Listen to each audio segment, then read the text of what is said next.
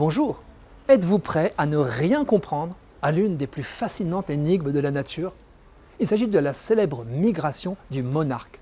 Danaus plexippus est un superbe papillon américain ressemblant à un vitrail orangé. Rappelons que cette couleur le protège en signalant aux prédateurs qu'il est gorgé des mêmes alcaloïdes que sa principale plante hôte, l'asclépiade. Le monarque est connu pour se rassembler chaque hiver par dizaines de millions de spécimens en un lieu mythique du Mexique. Leur arrivée dans les forêts montagneuses de sapins sacrés y est fêtée autour de la Toussaint comme la visite des âmes des défunts. En voyant ployer les arbres sous l'accumulation de ces plumes d'un demi-gramme, comment ne pas ressentir une émotion spirituelle? La forêt semble une cathédrale vivante. Les papillons y restent des mois agglutinés, immobiles. La brume et la pluie glissent sur leurs ailes.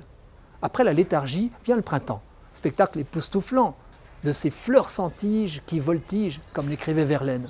Toutes s'envolent alors vers le nord, précisément les 2/3 est de l'Amérique du Nord.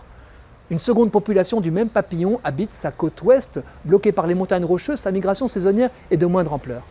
Suivons donc nos monarques quittant leurs sapins mexicains. La migration les disperse sur un immense territoire. Elle s'effectue en plusieurs générations. La femelle ayant hiberné atterrit dans la zone frontière à cheval entre le Mexique et les États-Unis. Après accouplement, elle pond sur les asclépiades qu'elle a trouvées, puis meurt. Quelques semaines plus tard, le cycle œuf, chenille, chrysalide est achevé. Des monarques tout neufs migrent à leur tour vers le nord pour une seconde étape. Les femelles pondront quelque part au centre des USA, perpétuant le même cycle.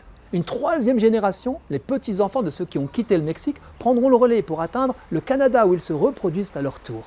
À la fin de l'été, vole la 4e génération, parfois une 5e. Ces monarques-là n'auront pas le même destin que les autres. Au sortir de la chrysalide, leurs organes sexuels sont immatures. Ils butinent pour faire le plein d'énergie, puis se lancent dans le grand voyage retour.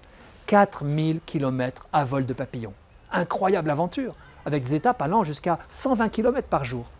Ils jouent avec les courants d'air pour s'économiser. La mortalité est effarante, 90%. Tous les efforts effectués par les générations précédentes pour se multiplier semblent réduits à néant. Quelques papillons s'égarent jusqu'à sauter l'Atlantique. J'en ai observé au sud du Portugal. Mais la quasi-totalité des survivants sont fidèles au rendez-vous mexicain. Ceux-là auront vécu non pas 1 mois comme les autres générations, mais 8. Hélas, le nombre des monarques a baissé de 80% en 20 ans. Craignant leur extinction, on plante des asclépiades. Heureuse surprise, la population de l'hiver 2019 avait doublé. Mais comment font tous ces papillons pour répéter le voyage rituel de leurs arrière-grands-parents?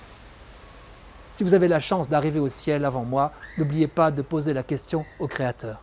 Mystère lumineux de la nature. Je vois dans le rassemblement annuel du monarque comme un reflet du paradis.